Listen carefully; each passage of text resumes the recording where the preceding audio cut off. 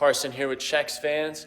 Today we're going to be installing a 2-inch lift on the front end of our 144 here. Yesterday we completed the rear end 2-inch lift, put in new shocks.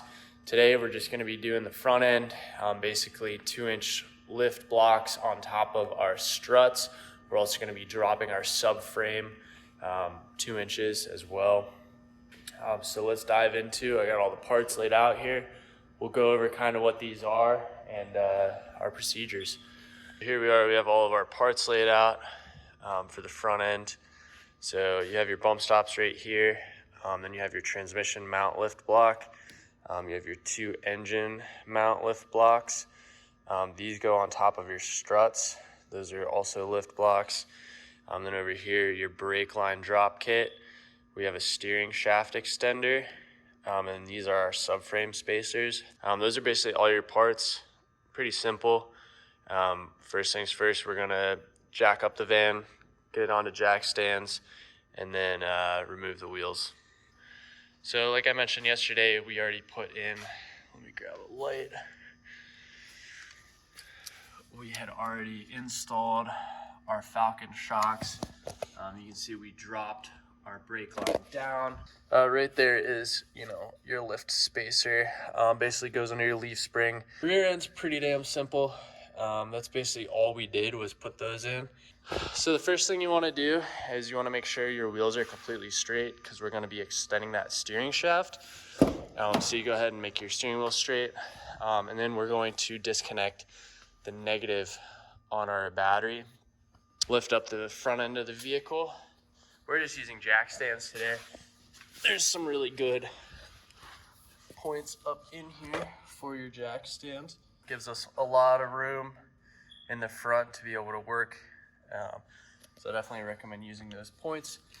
So next step here, we're gonna take off these wheels and get started. You're gonna wanna pop the hood too. You're gonna come in here. This is kind of your first step. You're gonna come right behind this ABS module. You're gonna notice your drive steering shaft coming down right there. You're gonna disconnect this. You're gonna take that E12 Torx right there with the green paint on it. I'm sure you can see it.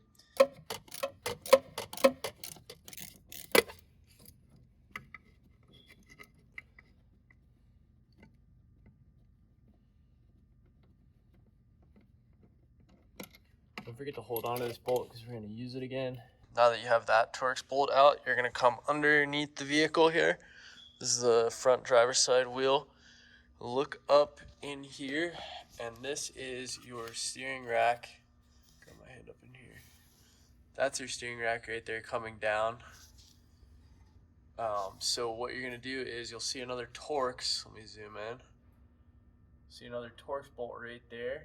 That is the next one that you need to remove. I was able to finally get that out. Got back on top, it actually slid right out, so you'll see that is quite a bit longer than the new one right here. So we'll just set that to the side. The next step here is to actually take off our entire fender liner. We've got a couple push pins there, a bunch of 10mm nuts all around, and then we've got this T25 Torx right here.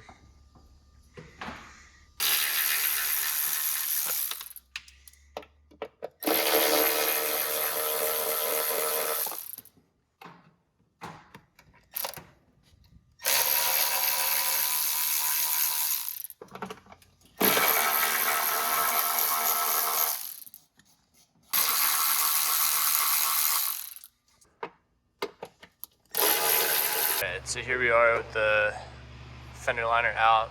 The next step is to take out the brake caliper. You're gonna have 2 21mm bolts on the back, and then also go ahead and prep your zip ties right here so that you'll be able to hold that caliper and not put any tension here on the brake line. And then the next thing after that, pull this wheel speed sensor off and let that dangle. And then once we get the caliper off, we're gonna put the jack under here, under the hub control arm, jack it up a little bit, release the tension off this strut, and then take out these 2 21mm bolts.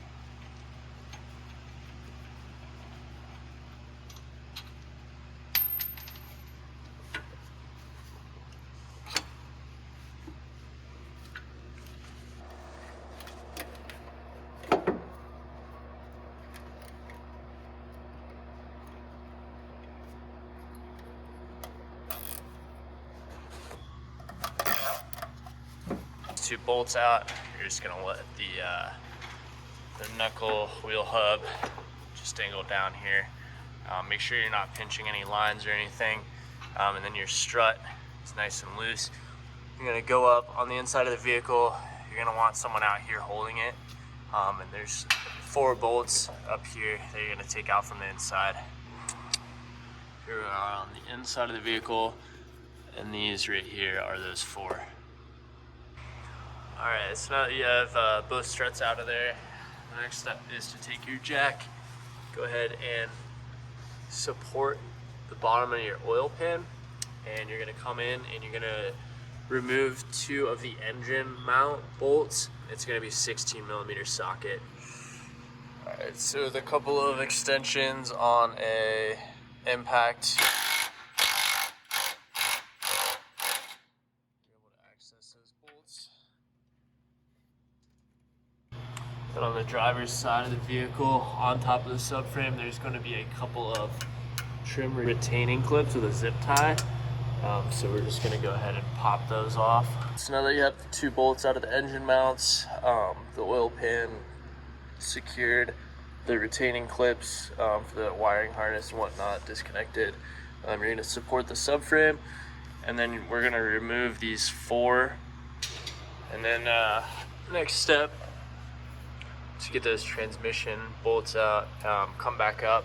Your ABS cable is going to be clipped in right there. Just go ahead and pop that out on both sides. So now that you have those clips out, you've got 6 subframe bolts total. They're the same on each side. 1 up front here next to your jacking point. You've got 1 in the middle that's going to actually be hidden up inside of this hole in the subframe. So that's your middle one, and then your back one, rear one, is right here. So take these out nice and slow. Just look at the subframe as you take them out, make sure that it is supported properly, so you don't get hurt or damage anything.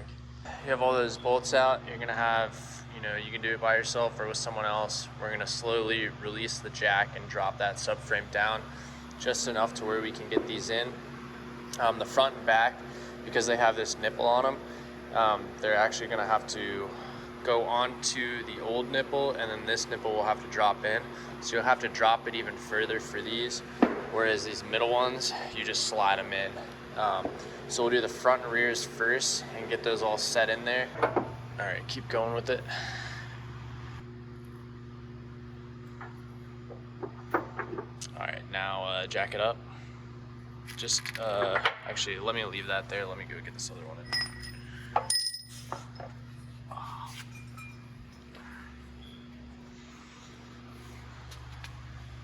So we're running into a problem where our back is not dropping at all. So I'm gonna go ahead and drop these fronts in here. And you'll notice there's a nipple on the frame. Basically that goes in this hole, and then this is the new nipple there. So we'll have those. Go ahead and jack it up. Just get them snug so that this doesn't pop out. Now that we have these bolts threaded, I went ahead and dropped the jack a little bit, and that back end is coming down now. That just means there's a lot more weight in the front end. So when we were lowering it originally, the front was coming down and the back was staying up. So once you get those front bolts threaded, it'll keep the front end in place. Put these pucks in there. Now we're gonna use our rear bolts. The instructions actually tell you to use their washer, the old washer. We're gonna Loctite these get them as snug as possible in here. And then what we'll do at our final step, we'll torque every bolt, including the transmission and the engine mounts and all the subframe bolts to their recommended specifications. All 6 subframe spacers in with the bolts just hand tightened. So now you move to the front of the vehicle. It's where the engine mounts are. You can see we already have this one installed right here. Basically what you have to do for these is, since they're hollow, you have to take your OEM hardware and you actually have to reach on the inside of it, get it in the correct hole. This hole right here is for a little pin that sticks out of the vehicle. So it'll sit in there, and then you'll line this up, finger tighten it, obviously use Loctite, and then you gotta get in there with a stubby to tighten it up. Once that's tight, then you can adjust not only the height of your engine and subframe, and then you're going to use the supplied hardware, which is this right here, to then attach the spacer to the subframe. All right, we're preparing the bolts with our Loctite. Is in place. So basically what you do, the spacer has a hole in it. You'll find out where that hole is, and then you have to wiggle it around to then find the thread location. So it just grabbed for me.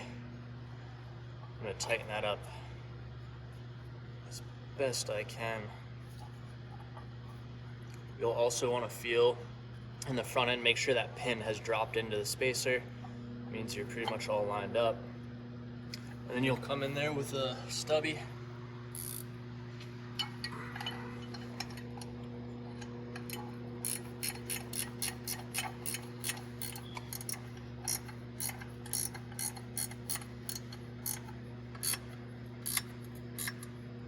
Make sure that's nice and tight. And now our next step is the bolt, washer, and nut.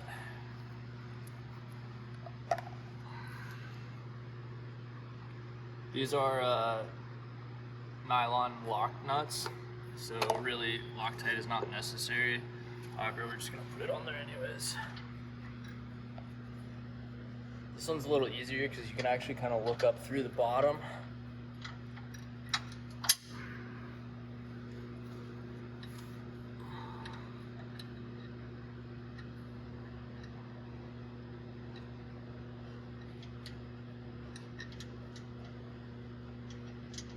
You can also drop the bolt if you need to more easily line up that nut. Alright, so now that's on there. You just get a socket on the front end and reach up in there with a stubby and hold that nut, tighten it up. Before you tighten it though, you want to actually let the engine drop onto the subframe, and that's when you can then torque those up. So right now we're just going to leave it finger tight like that. Head to the other side and get that one. Here's our transmission lift block in place as well. You'll notice that there's multiple holes inside of the lift block. However, we only utilize 4 of them. So we've got those in hand tight with Loctite right now. Alright, so now we have the engine mounts in hand tight. We have all of the subframe bolts in hand tight. We also have the transmission bolts in hand tight. These are going to be your torque. The transmission mount bolts are first. Those are at 22 foot-pounds. Then you're going to do the front and the rear subframe. That's 127 foot-pounds. And then the middle bolts on the subframe are 89 foot-pounds. So just follow that order. As you're tightening up all of the spacers, just keep an eye on them. Make sure they don't shift on you. Make sure they're pretty much centered in the bolt. The front and rear subframe spacers, they have that nipple on them, so they probably won't move that much on you. However, the middle ones are completely flat on the top and bottom. So as you're tightening those up, it's a good idea just to keep an eye on them, make sure they don't shift off center.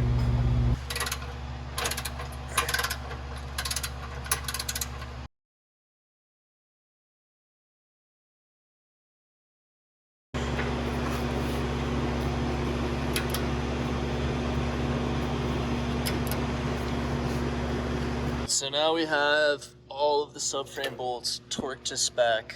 We have the transmission bolts torqued as well. We're coming now to our actual engine motor mounts. We're coming back to this. Personally, I wanted to tighten these last.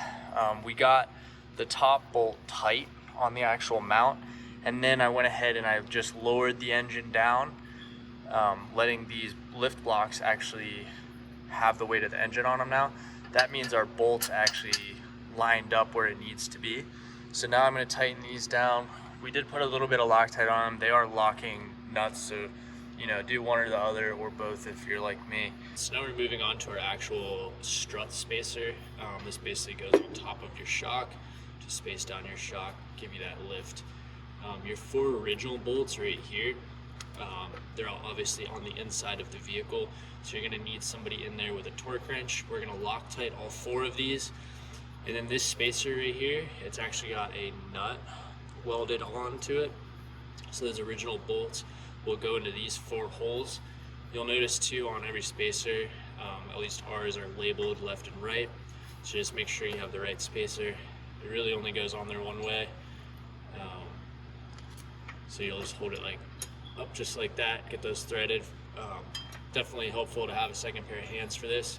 A slight angle towards the front of the vehicle. There you go.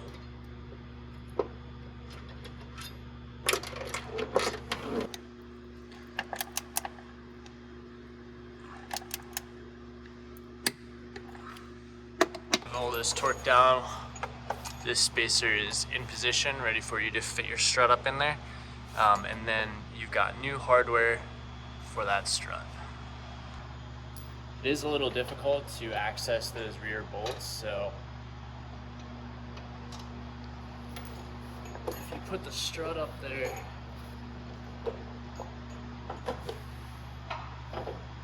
get those 2 rear bolts threaded.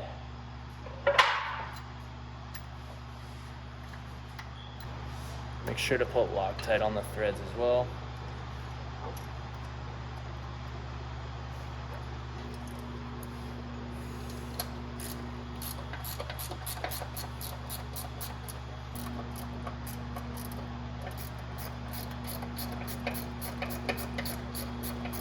And that's how you put the spacer on top of the strut. Next step is you're going to move down, push back your knuckle hub assembly, and you're going to line up these 2 bolts. It might be necessary at this point to put a jack underneath of the lower control arm to bring it up a little bit so you can line up these bolt holes easier. It's important to put back in your bolts the same way you took them out. So for ours, the bolt head is towards the front of the vehicle and the nut goes on the back end. So once you have your jack under your control arm, lifting it up, you can feed these bolts in here.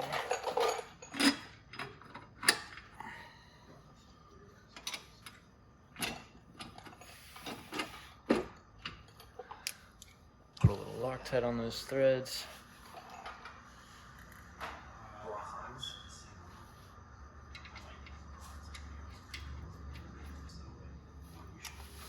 And then these lower strut bolts, they torque to 127 foot-pounds.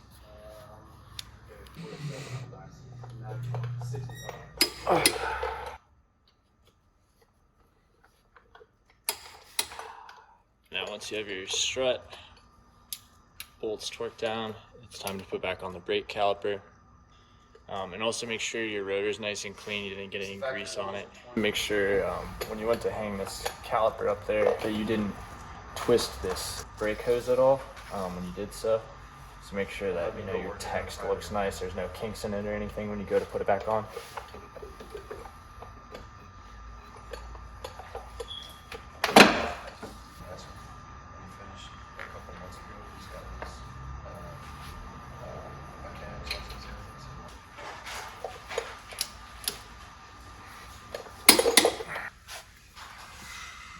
We've got some clips here. We'll just go back in. Also, since we did drop the subframe, this isn't gonna fit any longer in this hole. So if you just take a screwdriver, you can actually slide this clip down a little bit, and then it'll clip nicely back in that original hole. And now we're gonna move on to relocating the brake hose. Put the drop bracket on for this brake line. You're gonna use an 11mm wrench to take off this nut. I'm gonna also be using some hose pliers here. Keep all that brake fluid from running out.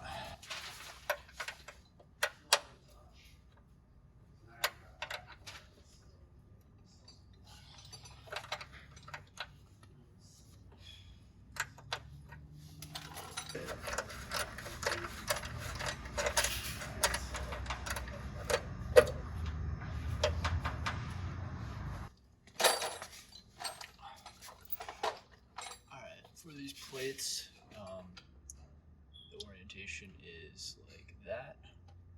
So you're gonna have that little star pattern there at the bottom. And for the bolts, they're 19mm, or for the bolt.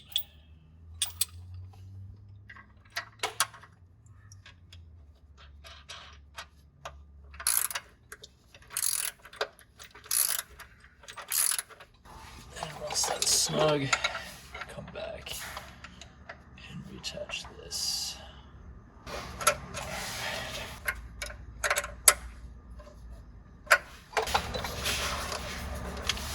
We're gonna go ahead and do these bump stops. The old ones are right here. There's a 13mm nut on the inside of this hole right here. Just take that out, put the new one on, pretty easy.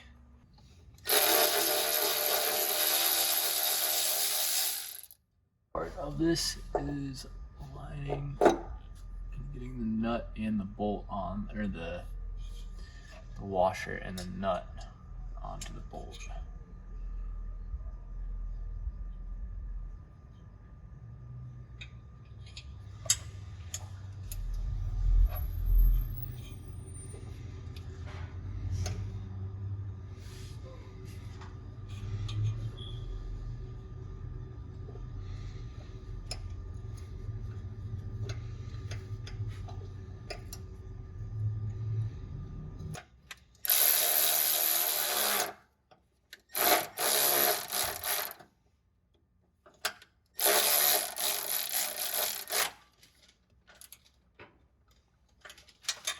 That's how you put on the bump stop. Alright, so once you're done under the vehicle with all the spacers, the last step is to install our new steering shaft extension. Just keep in mind, try and keep this in the orientation that it originally was. Alright, so I got the top connected now. It's in there. I'm going to put that bolt in, snug it up so it holds that shaft in place. We're back on the bottom here. We've got it, the bolt hand tight on the top. And now we're going to do this on the bottom. Basically, you're just going to reach up in here. This green thing slides right into that groove.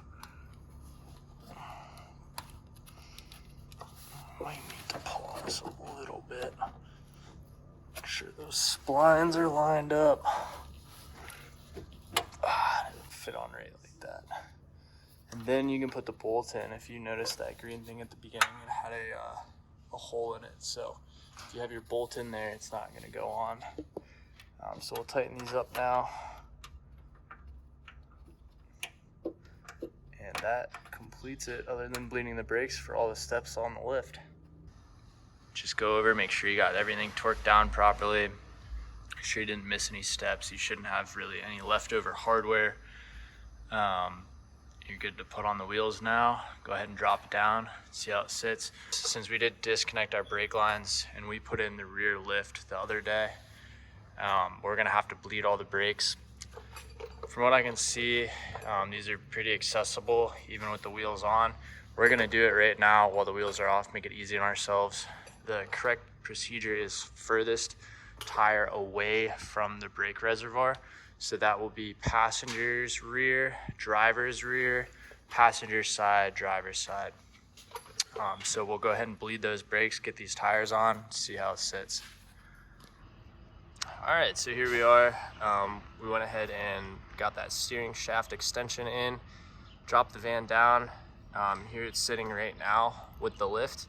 You'll notice that is a 170. It does have a little bit more weight in it. However, you'll notice that there is quite a difference. So that's it for the lift kit install.